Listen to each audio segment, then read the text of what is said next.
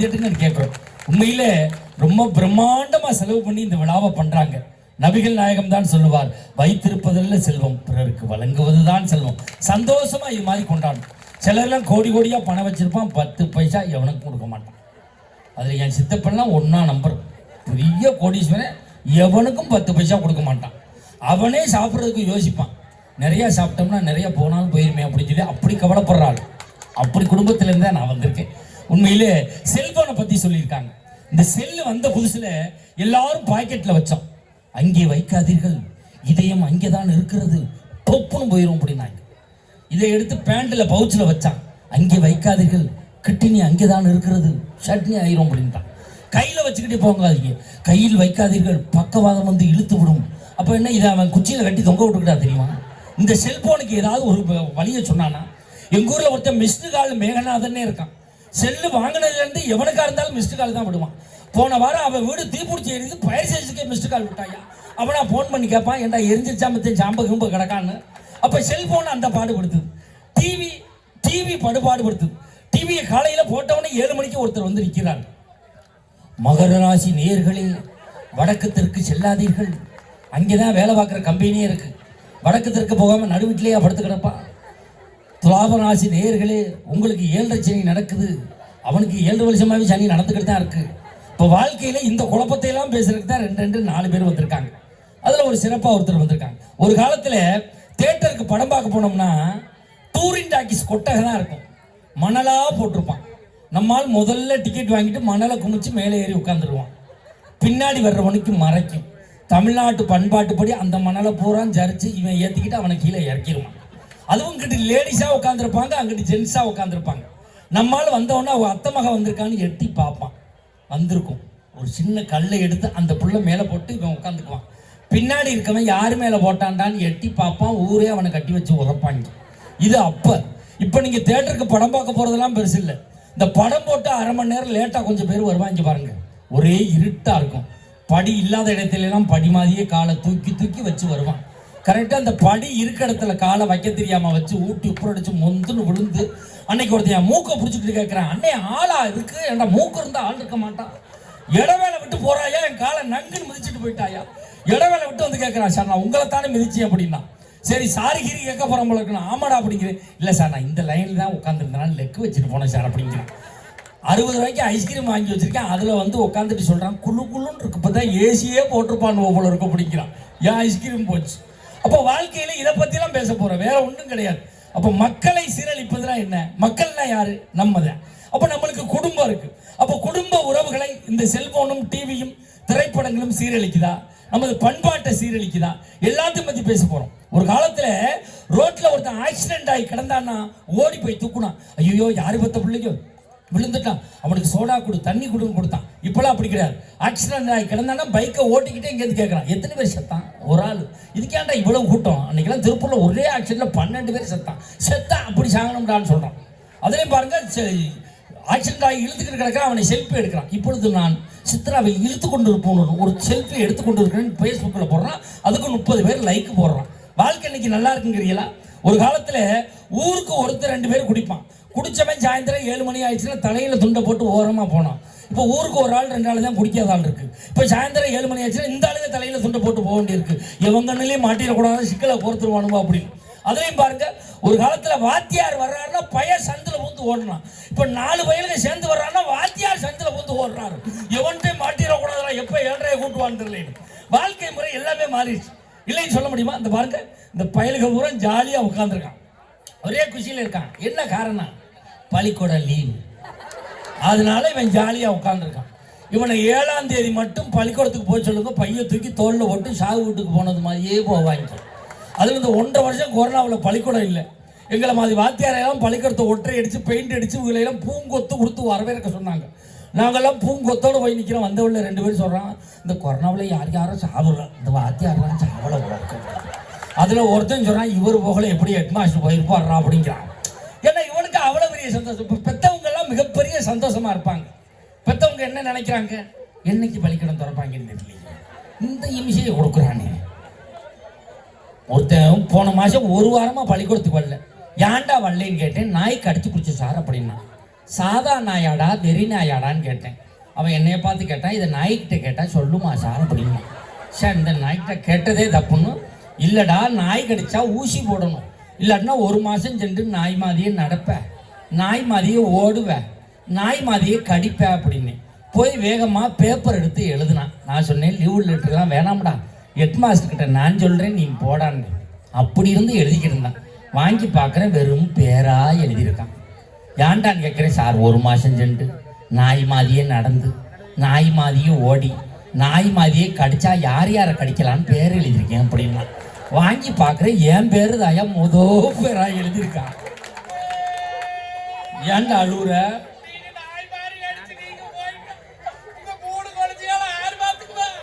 சகல வளர்த்துட்டு வாங்கிடா. நீ ஏன் அழுவுற? அண்ணே நீங்க என்ன அழுவுறீங்க? சம்பளம் யார்கிட்ட வாங்குறது? அவங்களுக்கு ஒரு கவலை, இந்த புள்ள அழுகாது. ஏன்னா அப்படி ஒரு டீம்ல இருந்து பிடிச்சிட்டு வந்திருக்கோம். அவங்க அப்ப யாரு சேர்த்தாலும் அழுக மாட்டான். இப்படி அழுகலை தான் கூட்டியாந்து உட்கார வச்சிருக்கான். 2 4 பேர் பெருசா வந்திருக்காங்க. உண்மையிலே நானே நிறைய எத்தனை மணிக்கு முடிக்கணுங்கிறத கேட்கல. நாங்கள் டிவியில் பேசும்போதெல்லாம் ஒரே ஒரு வீடியோக்காரர் மட்டும்தான் இருப்பார். அவருக்கு 50 ஜோக்கு போன வாரம் சொன்னேன். அவன் ஒரு ஜோக்கு கூட சிரிக்கலை. சிரிக்கப்படாதா, அப்போ தான் 500,000 காசு தருவாங்கன்னு. அவன் என்னை பார்த்து சொன்னான், கியா போல் கியா கரேன்னா இந்திக்காரனை கொண்டாந்து நிப்பாட்டிருக்கா. அவனுக்கு என்ன 1/2 மணி நேரம் பேசிட்டு வந்தேன். உங்களுக்கு பேசுறது எனக்கு என்ன கேட்கவா வேணும்? அது எவ்வளவு சந்தோஷமா உட்காந்துருக்காங்க பாருங்க. இது நல்ல இடம். அதனாலதான் ஆண்கள் பெண்கள் கலந்து உட்கார வச்சிருக்காங்க. நேற்று ஒரு ஊர்ல கொண்டு விட்டு நடுவில் கம்பை ஊண்டி கயத்தை கட்டி பிரிச்சுட்டாங்க. ஆண்கள்லாம் அங்கிட்டு போ, பெண்கள்லாம் அங்கிட்டு போ. அந்த நேரம் பார்த்து புதுசா கல்யாணம் பண்ண ஒருத்தன் பொண்டாட்டியோட வந்து பிரிச்சுட்டாங்க. நீ இங்கிட்டு போ, உன் பொண்டாட்டி இங்கிட்டு போகட்டும். அவன் கடைசி வரைக்கும் பட்டிமன்றமே பார்க்கல. 5 வருஷமா பொண்ணு வந்து இப்பதான்டா கல்யாணம் பண்ணேன். இப்ப நம்மளை தான் பாக்குறானா, வேற யாரையும் பாக்குறானா? நான் ஒரு ஜோக்கு சொன்னோன்னு அந்த பிள்ளை ஹான்னு கைதடிச்சு வா வீட்டுக்கு போங்க கூட்டிட்டு போயிட்டாயா. அப்படிலாம் இல்லாம நல்ல நிறைவா சந்தோஷமா எல்லாரும் கலந்து உட்காந்துருக்கீங்க. இதுதான் எங்களுக்கு கிடைத்த பெருமை. நான் தலைப்புக்குள்ள நிறைய பேசல, இடையிலேயே நானும் பேச வேண்டியது இருக்கு. இதுல 4 அறிஞர் பெருமக்கள் வந்திருக்காங்க. இதில் மக்களை சீரழிப்பது செல்போனும் டிவியும். யாரு இல்ல, திரைப்படம் பாடல்களும் தான் மக்களை சீரழித்துக் கொண்டிருக்கிறது. செல்போனும் டிவியும் மக்களை பண்படுத்திக் கொண்டுதான் இருக்கிறது என்ற அணிக்கு தலைமையேற்று வந்திருக்கக்கூடியவர் விஜய் டிவி கலக்க போவது யாரு புகழ், சன் டிவி காமெடி ஜங்ஷன் புகழ், கலைஞர் தொலைக்காட்சியினுடைய தில்லுமுள்ளு புகழ், ஜெயா தொலைக்காட்சியினுடைய காமெடி கிளப் புகழ், பட்டிமன்ற உலகத்தினுடைய முடிசூடா மன்னனாக வலம் வரக்கூடிய கொங்கு மண்ணுக்கும் கொங்கு மண்டலத்திற்கும் உலகளாவிய புகழை பெற்றுத் தந்து கொண்டிருக்கக்கூடிய சமீபத்திலே வெளிவந்திருக்கக்கூடிய கவுண்டம்பாளையம் என்ற திரைப்படத்தின் நடித்ததன் மூலமாக திரைப்பட நடிகராக வலம் வந்து கொண்டிருக்கக்கூடிய பாசத்துக்குரிய அருமை மாப்பிள்ளை தூரன் KR மஞ்சுநாதன் அவர்கள் வந்திருக்காங்க. நல்லவர்கள்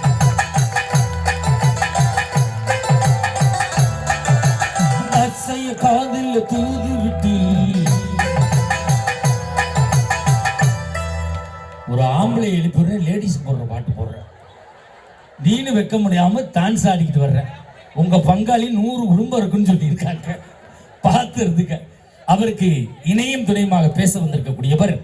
பழைய பாடல்களை அந்த அம்மா அவ்வளவு தத்ரூபமா பாடுவாங்க. பழைய படத்துல நடிச்ச நடிகர்லாம் இப்ப இல்ல, இறந்துட்டாங்க. பழைய படத்துல பாடினவங்க இப்ப இல்ல, போய் சேர்ந்துட்டாங்க. பழைய படத்தை எடுத்தவங்களும் இப்ப இல்ல, போயிட்டாங்க. இப்பொழுது இவர் ஒருவர் தான் உசுரோடு இருந்து கொண்டிருக்கிறார். விரைவில் எதிர்பார்க்கிறோம் இவருடைய பாடல் வெளிவர. அந்த அளவுக்கு பாடக்கூடிய அம்மா சென்னையில ஒரு தனியார் பள்ளியில மியூசிக் டீச்சரா இருக்காங்க, இசை ஆசிரியை. இந்த கொரோனா காலத்துல அந்த ஸ்கூல்ல அந்த அம்மாவுக்கு சம்பளம் கொடுக்கல. நம்ம மஞ்சுநாதன் தான் தன்னுடைய பெரும் முயற்சியால நம்ம டீம்ல பேசுற பிள்ளை பண கஷ்டத்துல சிரமப்படுதுன்னு திருப்பூர்ல ஒரு பெரிய பனியன் கம்பெனி, 200 கோடி சொத்துள்ள பனியன் கம்பெனியில இந்த அம்மாவை மேனேஜரா சேர்த்து விட்டாங்க. ஒரு பெண்ணாக இருந்தாலும் 1.5 ஆண்டுகள் அந்த கம்பெனியை நிர்வாகம் பண்ணி இப்ப கம்பெனியை மூடிட்டாங்க. அவ்வளவு ஒரு ராசியான ஆள். அந்த ஓனர் அடுத்த கம்பெனியில் போய் பனியனுக்கு பிசிறு வெட்டிக்கிட்டு இருக்கான்னா பாருங்க. இந்த அம்மா போன தீபாவளிக்கு திருப்பூர் பட்டிமன்றம் போயிருக்கு. பசு புஷ்பா மேம்பாலத்தில் ஏறி இருக்கு. 200 கோடி சொத்துள்ள ஓனர் 10 பனியனை தோல்லே போட்டு வித்துக்கிட்டு தெரிஞ்சிருக்கான். இந்த அம்மா மேலே இருந்து கூப்பிட்டு இருக்கு, ஓனர் அப்படின்னு இருக்கு. இங்கே வந்துட்டியா தாயேன்னு வேட்டி ஷர்ட்லாம் கழட்டி போட்ட ஆந்திரா கொண்டு வந்தா இப்போ முறுக்கு பிடிச்சி வியாபாரம் பண்ணிட்டு நல்லா இருக்கு. இப்போ எங்க டீமுக்கு வந்து 1.5 வருஷம் ஆகுது. மஞ்சுநாதன் தான் ஓனர். தகவலுக்காக சொல்றேன் உங்களுக்கு. சென்னையிலிருந்து வந்திருக்கக்கூடிய சென்னை ராணி குமார் அவர்கள் வந்திருக்காங்க. நல்லா இருக்கு.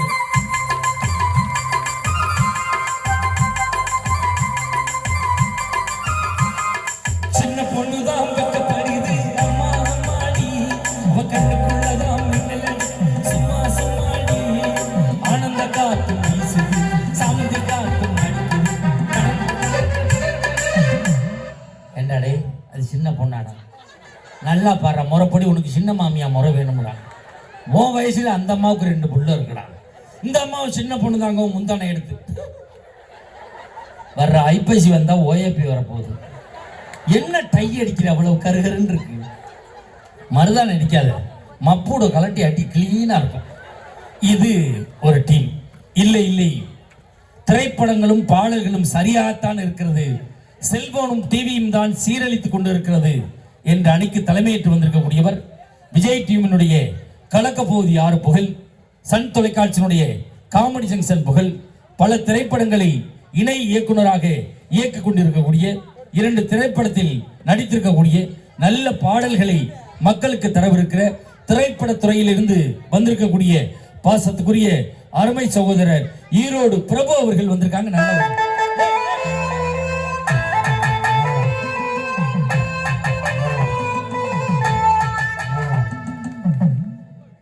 நீ எல்லாம் உருப்படவே மாட்டாயா. ஒரு இணை இயக்குனர் சொல்றேன், சொப்பன சுந்தரி பாட்டை போடுறாயா. சொப்பன சுந்தரி யாரா தேடி வர்றது? இவர் சிப்பாவுக்காவது அவரே தாடி வச்சுக்கிட்டு சிரமத்தில் நிற்கிறாரு. ஒரு சிப்பாவுக்காவது ஒரு மதிப்பு கொடுக்க வேண்டாமா? உட்காருங்க, இப்படித்தானே நம்மளை குழப்பத்தை ஏற்படுத்தி விட்டுருவாங்க. அவருக்கு இணையும் திணையுமாக பேச வந்திருக்கக்கூடியவர், நம்மளுக்கு ஆந்திராக்காரன் தண்ணி தர மாட்டான், கர்நாடகாக்காரன் தண்ணி தர மாட்டான், கேரளாக்காரன் தண்ணி தர மாட்டான், எப்போ போனாலும் தண்ணி தரக்கூடிய ஒரே மாநிலம் பாண்டிச்சேரி மட்டும்தான். ஆப்பா வேணுமா, புல்லா வேணுமா, எல்லாம் கொடுக்குறான். பாண்டிச்சேரியில் யார் யாரா குப்புறப்படுத்து கிடக்கிறான்னு பார்த்தா தமிழ்நாட்டிலேருந்து போனவனா தான் இருக்கு. ஏன்டா படுத்துட்டேன், வேலை குறைச்சு நான் இங்கே சாப்பிட்டு விட்டேனே அப்படிங்கிறான். பாண்டிச்சேரியிலேருந்து வந்திருக்கக்கூடிய மெகா தொலைக்காட்சியில் ஒரு கலக்கி கொண்டிருக்கக்கூடிய, பெண்கள் தினத்தன்று ராஜ் தொலைக்காட்சியிலே பெண்களுக்காக மிகப்பெரிய அளவிலே வரிந்து கட்டி பேசியிருக்கக்கூடிய, எங்களுடைய பட்டிமன்ற யூடியூப் சேனலில் ஏறக்குறைய 65 லட்சம் ரசிகர்களை பெற்றிருக்கக்கூடிய பாசத்துக்குரிய பாண்டிச்சேரி கௌதமி அவர்கள் வந்திருக்காங்க.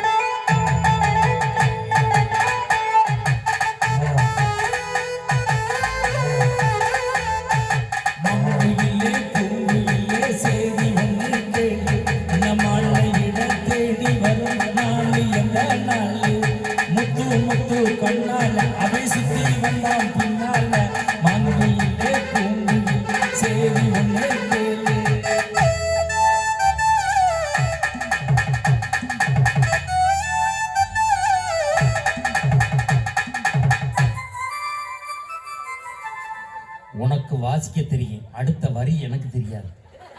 நானே 4 வரியத்தான் ஓட்டிக்கிட்டு இருக்கேன். அவருக்கு இணையும் துணையுமாக பேச வந்திருக்கக்கூடியவர் நம்ம பகுதியை சேர்ந்த சரவணம்பட்டி. காலப்பட்டி தானா? இடையில போனா சரவணம்பட்டிங்கிற, அப்புறம் காலப்பட்டிங்கிற. சரவணம்பட்டி தானே? நம்ம ஊரை மாத்தி விடுற. அது 16 ஏக்கரா இருந்தா தானே ஒத்துக்குறோம் சொல்லிச்சு.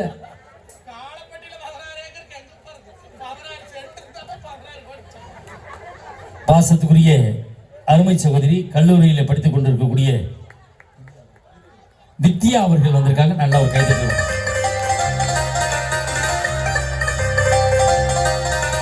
அடியா காடு விளமான சொன்ன ரெக்க கட்டி பறக்குது சரிதானா, உயிரோடு உறவாடு ஒரு கோடி ஆனந்தம், அவங்க அப்பா வந்தா தெரியும்.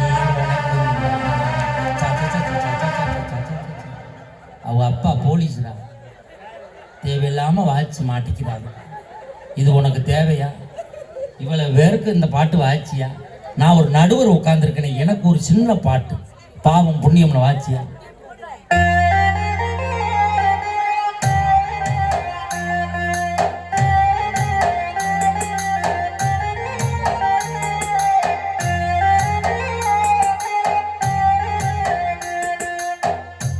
சோதனை மேல் சோதனையா தம்பி.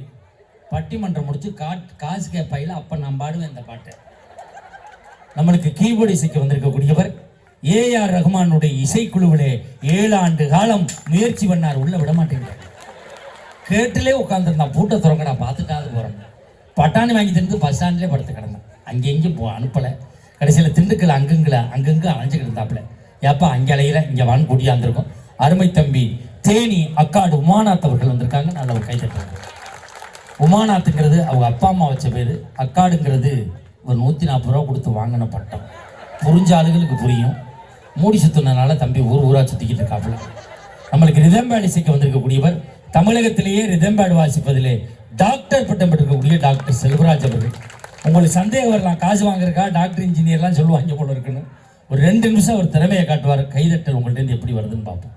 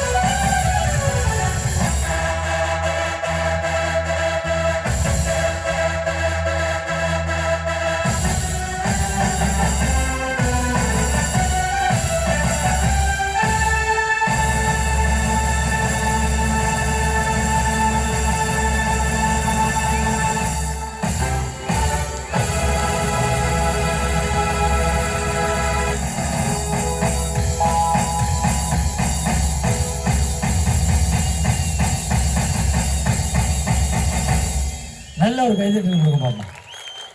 ஆர்கெஸ்ட்ராவில் 20 பேர் வாசிக்கக்கூடியது 2 இசைக்கலைஞர்கள் வாசிக்காங்கன்னா அதுக்கு காரணம் சரியான இசை ஞானமும் முறையான பயிற்சி இருந்தால் மட்டும்தான் அப்படி வாசிக்க முடியும். எங்களை படம் எடுத்து கொண்டிருக்கக்கூடிய கிராமத்து பட்டாதாரி யூடியூப் சேனலுடைய நிறுவனர் மாப்பிள்ளை கிருஷ்ணா அவர்களுக்கும் கொங்கு மஞ்சுநாதன் யூடியூப் சேனல் நிறுவனத்தாருக்கும் இன்னும் யார் வேறு யார் எடுத்தால் சொல்லுங்க. மொத்தம் 3 கேமரா இருக்கு. எஸ்பி டாக்ஸ், பசுமை டாக்ஸ் எல்லாரும் எடுங்க. எடுக்கிறது பெருசு இல்லை, எடுத்து யூடியூப்பில் போடுங்க. இந்த கமாண்ட் பாக்ஸை ஆஃப் பண்ணிட்டு போடுங்க. ஏன்னா எங்களை கேவலமாக பேசுகிறாங்க. அதில் ரொம்ப மோசமான கமாண்டு போடுறாங்க. போடுறவன் யாருன்னா பார்க்குறவங்கள பட்டிமன்றத்தில் உள்ள ஆளுகளை இவன் வளர்ந்துடக்கூடாதுன்னு வேலையை பண்ணி விட்டு போகிறாங்க. அது மட்டும் செஞ்சிடாதீங்க, அது மட்டும் எங்களுக்கு புண்ணியம், அதை மட்டும் செய்யுங்கன்னு கேட்டுக்கிட்டு நாங்கள் பேசுவதும் பாடுவதும் உங்களை வந்து சேருதுன்னா அதுக்கு காரணம் நல்ல ஒரு ஆடியோ சிஸ்டம். ஆடியோ பேர் என்னன்னு ராஜேஷ், அருமையாக இருக்குது. ஐயாட்ட சொன்னேன், ஐயா மைக்கு ஆன் ஆஃப் வேணும், உடனே கொண்டு வந்தாங்க. இந்த ஸ்டாண்டு வேணாம், அந்த ஸ்டாண்டை கொடுங்க, உடனே கொண்டு வர்றாங்க. உண்மையிலே ஆடியோக்காரங்க சிரித்தாலே நிகழ்ச்சி சக்ஸஸ் ஆகிடுச்சுன்னு அர்த்தம். நாங்கள் 2 பேரை சிரிக்கிறாங்களான்னு பார்ப்போம். ஒன்றும் ஆடியோக்காரங்க, இன்னொருட்டும் போலீஸ்காரங்க. ஏன்னா நாங்கள் என்ன அறுத்து கொண்டாலும் நீங்கள்லாம் எப்போ வேணாலும் போயிடலாம். இவங்க 2 பேரும் கடைசியாக தான் போக முடியும். அவங்க 2 பேரும் சிரிச்சிட்டாங்கன்னா நிகழ்ச்சி நல்லா இருக்குன்னு அர்த்தம். உண்மையிலே எல்லாருக்கும் நெஞ்சார்ந்த நன்றிகளை சொல்லி முதல் விவாதத்தை தொடங்குவதற்காக சென்னையிலிருந்து வந்திருக்கக்கூடிய நல்ல ஒரு பாடகியாக இருக்கக்கூடிய சென்னை ராணிக்குமார் அவர்களுக்கு முன்பாக மஞ்சுநாதன் அவர்கள் பேசுவார்கள்.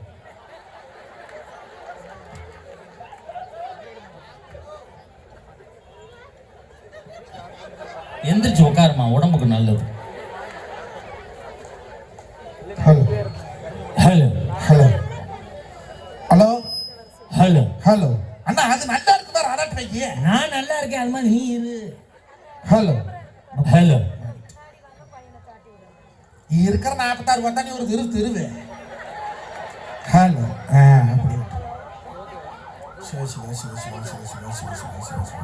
முன்னாடிலாம் ஆம்புலன்ஸ் போயிடுச்சுன்னா எல்லாரும் என்ன பண்ணுவாங்க? ஆத்தா மாரியம்மா யார் பத்த பிள்ளையோ ஆம்புலன்ஸில் போடுது, காப்பாற்றுன்னு நம்ம எல்லாரும் அந்த ஆண்டவனை வேண்டுவோம். இப்போல்லாம் அப்படி கிடையாது. நிமிஷத்துக்கு ஒரு ஆம்புலன்ஸ் போயிடுது. நைட்டு சாப்பாடு அள்ளி வாயில் வைக்கல ஒய்யா ஒய்யா ஒய்யா. இப்போ என்ன நினைக்கிறான்? நம்மளுக்கு என்னைக்கோ நம்மளை எப்போ ஏற்ற போகிறாங்களோ பதட்டத்திலே வாழ்ந்துக்கிட்டு இருக்கோம். ஹலோ ஹலோ நான் சிவன் சிவன் சிவன வருந்து எல்லோ சிவபாதம் ஜர்ரமிட்டு மண்ண வருந்து எல்லோ மும்பாதம் ஜர்ரமிட்டு சரணா ஜர்ரமண்ண தாராளப்பட்டிக்காரி மாரியம்மா. அவ இருந்து வரந்தருபவளா இல்லடமும் பார்த்தவளா அங்கம்ம நெட்டி எல்லோ சேர்த்து வேசமிட்டு சேத்தாட்டம் போட வரும் சேத்து மாரியம்மா.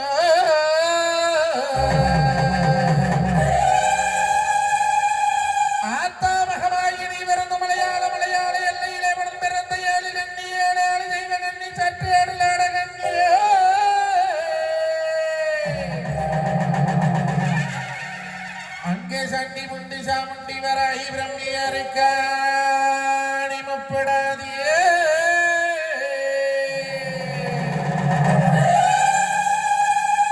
காலப்பட்டு சனங்கள் எல்லாம் கையிலே காப்பு விட்டு தோட்டத்தில் கம்ம நட்டி ஆழகமுகு வெட்டி வக்கனையா வேப்பிளையா வாசவெளி கொண்டாந்து அத்தாமகமாய் உனக்கு போட்டாங்க ஒரு மூவோடு எடுத்தாங்க ஒரு விருநூடு போட்டதோர் ஒரு மாவிளக்கு.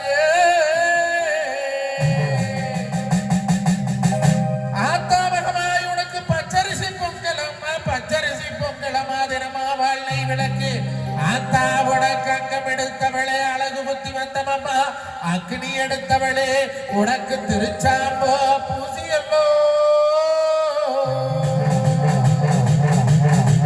அங்கே உடுக்கை எடுத்தவளா உத்தராட்சம் போட்டவளா பம்பை எடுத்தவளா பாம்பு சட கொண்டவளா சிங்க முகத்தாளா அந்த ஆத்தா மகமாயி மலையாள எல்லையில விளையாட பெண் பிறந்த நான் கூப்பிட்டு அழைக்கிறேன். காலப்பட்டி வீதியில நீ கொண்ட முடிய ஒத்து ஆடி வர வேணும் அம்மா.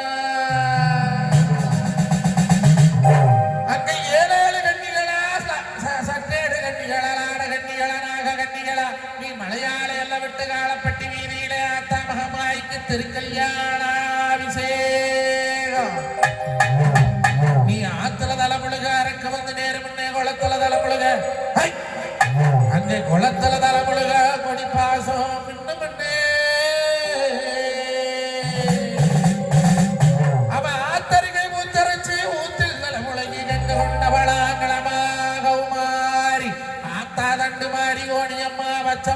மகா அந்த வண்ணாரம் தாயவளே நீ கூப்பிட்டு அழைக்கிறேனே நீ குதிச்சாடி வரவேடு அம்மா உனக்கு 90 குட்டி ரத்தம் நுனினாக்கு கிடையாது உனக்கு 500 குட்டி ரத்தம் அடினாக்கு கிடையாது தாயடி அந்த முகம் போனால் ஆனோடு கோனாடு அழகு பண்ணி வளநாடு ஒஞ்சலூர் பட்டணம் 9 தலவாச பாச்சலூர் பட்டணம் 18 தலவாச பண்ணி வளநாடு வீரமலக்காடு அங்க அருக்காணி தங்கமே அந்த சாமிகளே 18ஆம் படி கருப்பர்களே நான் கூப்பிட்டு அழைக்கிறேனே இந்த கூட்டக்கலரையிலே நீ கொண்ட முடியாமத்து புதியாட்டம் போட்டு முல்லாடி வர வேணும் அப்போ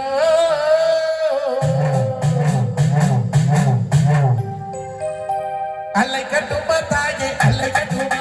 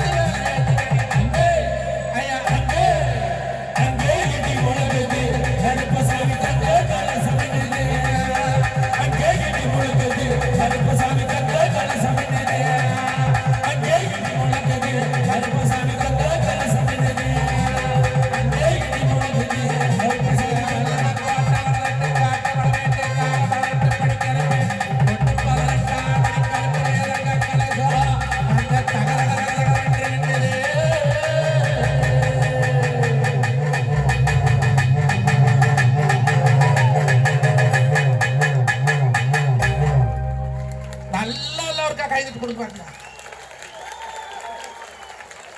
உண்மையாலுமே நடுவர் அவர்களே, இந்த காலப்பட்டி என்பது நான் முறையா பட்டிமன்ற பேச்சாளராகி மேடை இந்த நம்ம காலப்பட்டியில தான் வந்து நான் பேசினேன்.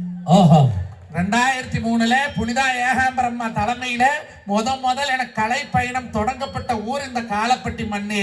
இந்த மண்ணில் இன்னைக்கு நான் பேச முடித்தா இன்னைக்கு தமிழ்நாடு இல்ல உலகம் முழுக்க சொல்லிக்கக்கூடிய வாய்ப்பை அந்த மகாசக்தி மாதிரி நம்மளுக்கு அளிச்சிருக்கிறான்னு சொன்னா உண்மையாலுமே நம்ம காலப்பட்டி மக்களுக்கு எங்க வீட்டுல இருந்து கொண்டு வந்த பருத்தி பூவை பாதத்துல வைக்கிறேங்க. ஏன் இத்தனை பூ கையில பருத்தி பூ கொண்டு வந்து போடுறீங்க? நீங்க கேட்கல, வாசம் கொடுக்கற பூ 1000 பூ இருக்குதாடா, அதெல்லாம் விட்டு போட்டு வாசமே இல்லாத பருத்தி பூ கொண்டாந்து ஏடா பைத்தியக்காரா, அது எப்பேற்பட்ட சொலம். டவுனுக்குள்ள மத்தியானத்துல மத்தமாக இருக்கக்கூடிய இந்த மவராச கொடுத்த வாசலுக்கு ஒரு மல்லிகைப்பூ, ஒரு முல்லைப்பூ, ஒரு சாமந்தி பூ, ஆனா அதோட ஒரு பாரிஜாத்து வச்சா பளபளன்னு மணக்குமேடா. ஆனா